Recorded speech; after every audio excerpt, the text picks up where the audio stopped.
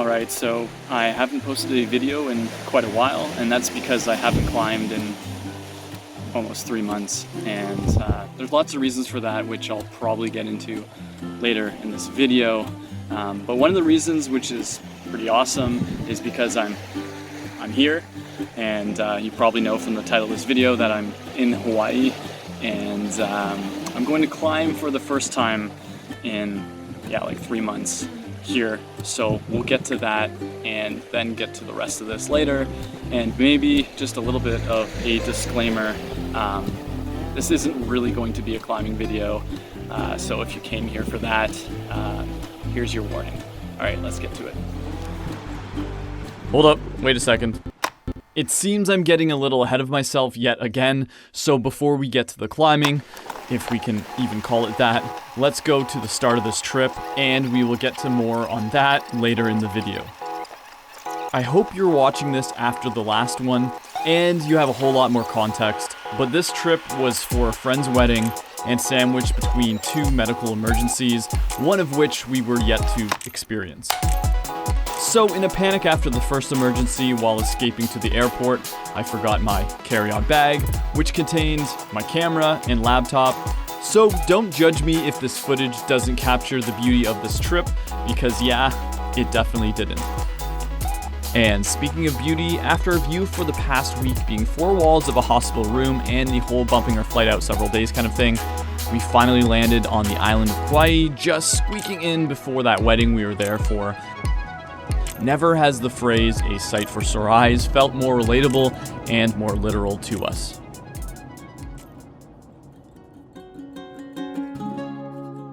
So what can I tell you about Kauai? I hope I am close to saying it right, although I think the locals pronounce it a little differently, where all of us tourists call it Kauai, kind of like a hybrid between Kawhi Leonard and a poorly pronounced Japanese word for cute, so I apologize if I'm a little bit off the mark. But whatever. Back to Kauai, yeah.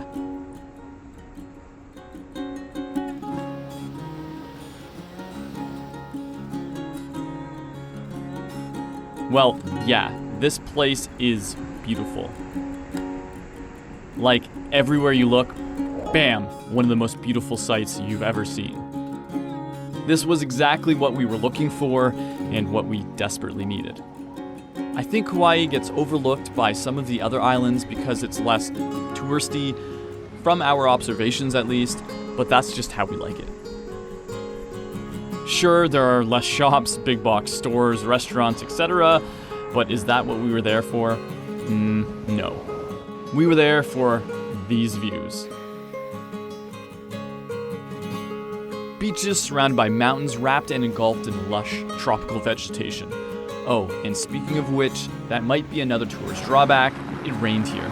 Like, a lot. But you don't get sights like this without rain, and hell, it's warm and you're wearing a bathing suit most of the time, so pretend you're in the Notebook or something, kiss somebody in the rain, enjoy the rainbows.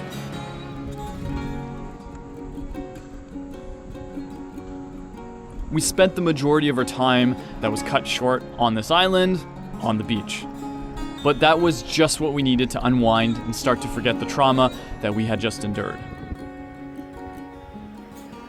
On all the beaches, we noticed some pretty consistent swells, and I'm sure it was a great island for surfing. I'm no surfer, so I couldn't really tell you, and I wasn't really prepared to embarrass myself just yet. We'll get to more on that later.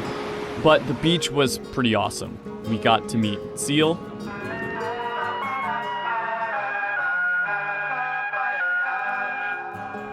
and saw a ton of cocks. That's the thing on the island, by the way. Like most invasive species, they were brought here with no natural predators, and they were freed by accident, a hurricane apparently in this case, and are basically their version of urban pigeons now, getting uncomfortably close, begging for food, and picking at the garbage. Still an upgrade from pigeons, if you ask me. Oh, and across from this beach was a cave. What do you have to say? I'm taking a video. It's a still video. I don't know what you're gonna be doing. Say, I like this. I like it. Kinda cool, but just one of 2 caves on this trip as we contemplated switching from climbing to caving, but not really. And yes, we will get to the bigger, more interesting cave number 2 later on.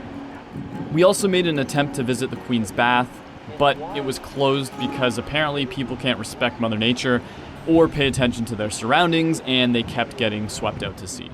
Classic. So instead, we went full tourist and headed to a luau.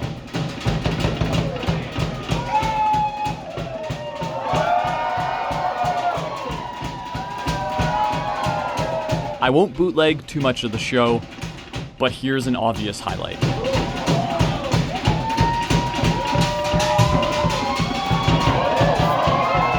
So, in summary, beautiful beaches, beautiful mountains, beautiful forests, beautiful waterfalls, beautiful everything, but no Applebee's. Maybe there's an Applebee's, I just didn't see one. So we left Kauai on a high note and headed to our second and final destination of Maui.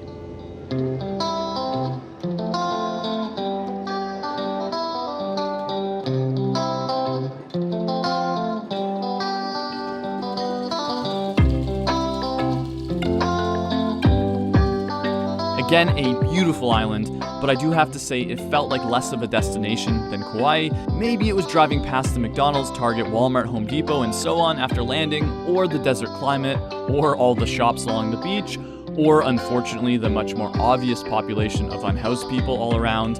But it seemed more familiar, kind of like a cousin to a Californian coast, or something like that. But yes, still beautiful.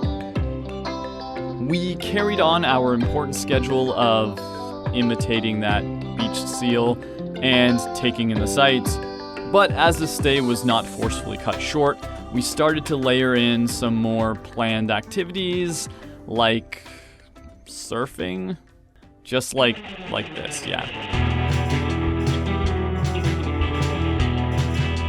Well, I managed to get up first go, flashed it, as the climber in me would say. But I also managed to do this. But I did basically get up every single time, despite my terrible technique and coordination. I used to skateboard a bit and tried skimboarding and wakeboarding, so that might have translated here. But I would love to try surfing again at some point and make a bit more of it. Way to go, Brayden!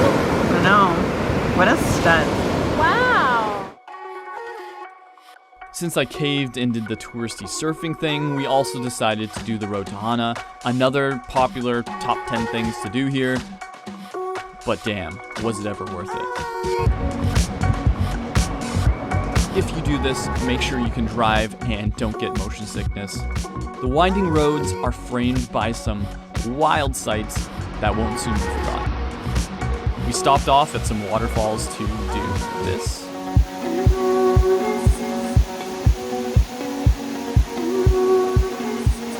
And then continued to more falls and other beautiful sights. This part of Maui reminded us more of the lushness of Kauai, which we already started to miss. Speaking of familiar sights, on this drive, we hit up cave number 2, these massive lava tubes.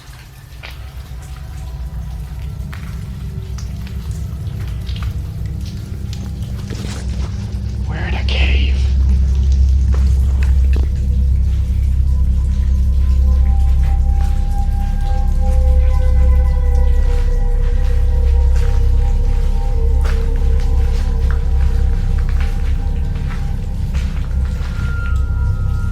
Tell you a scary story. Thousands of people have farted down here, maybe millions. And moving on. One thing we learned on this drive was that many of the sites we wanted to check out were in national parks, and due to high traffic, possibly during COVID, you needed to book passes days or weeks ahead, a luxury we did not have in our frantic non-planning of this trip. So if you go here, take note. Another note, plan your time accordingly. At this time of year, the sun set early, which made for a white-knuckling drive back at night the exact same way that we came. This included crazy drivers without headlights, or the complete opposite, people with overpowering high beams that would blind you for seconds after passing, and livestock just chilling in the middle of the road. A familiar feeling from all of our night driving, from our many road trips in our Matrix, rest in peace, and the reason we didn't film while driving back. And that transports us to our last few days here, one of which we spent kayaking way too far along the coast against the wind, both ways. So here we are in the middle of the Pacific. This is officially the furthest we've ever paddled in the Pacific Ocean, which is also the first time ever we've paddled here. By we, I mean Laura, because she's paddling. I'm just sitting here talking to myself, but not bad.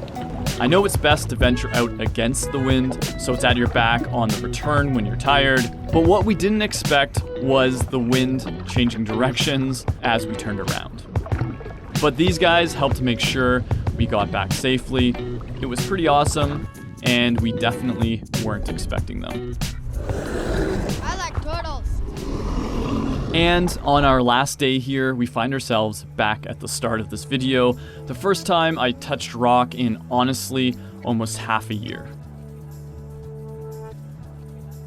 I packed my shoes with the slight hope I could find something to climb, and as luck would have it, we noticed chalk holds on the rock one day while we were walking along the beach. Although it helped me spot the boulders, it was kind of sad. This volcanic rock seemed to have plenty of texture, and this grade of problem should hardly require chalk, and I'm an over-chalker.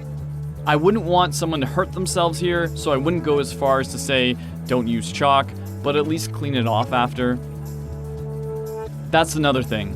I don't know these areas, so I tried to be respectful, not using chalk, and being aware of wildlife.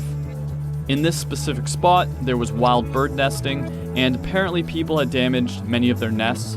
So, stay on the trails, follow signage, and be respectful. Unfortunately, the spot also had various types of litter, including glass, which made the top-outs extra interesting, or spicy. So, if you climb here, bring an extra bag to pack out others' litter if you want to be a good soul. I climbed a few things here that I think would vary from V0 to maybe V2+-ish. It was hard to tell, and I hadn't climbed in a long time, and I really couldn't tell you my level of climbing fitness here. This last problem didn't have any noticeable chalk marks or signs of traffic on it, so an FA, who knows. But it felt harder than what I climbed beside it. It was also kind of sketched because of the jagged rocks below, and we had no crash pads.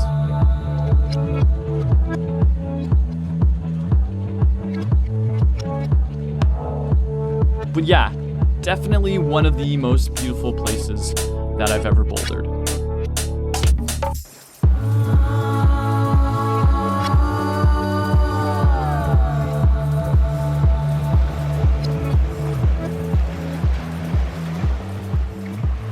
What do you think of this final sunset? I like it. I like it.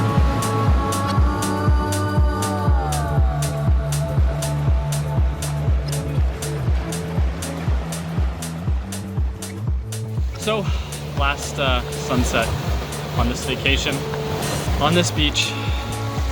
Pretty depressing, but we'll fly back home, and then I'll give you guys some more updates as to what I'm up to and what I'm hopefully going to be up to very shortly. And as for those updates, well, I'm pretty sure you have all of them from our last video.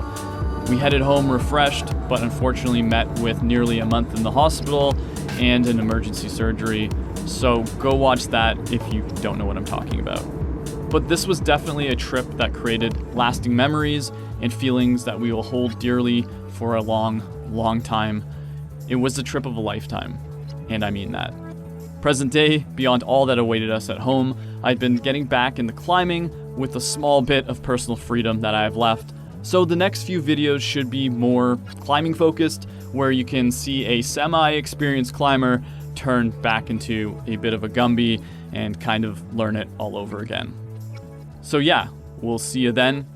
Take it easy, and as always, peace out.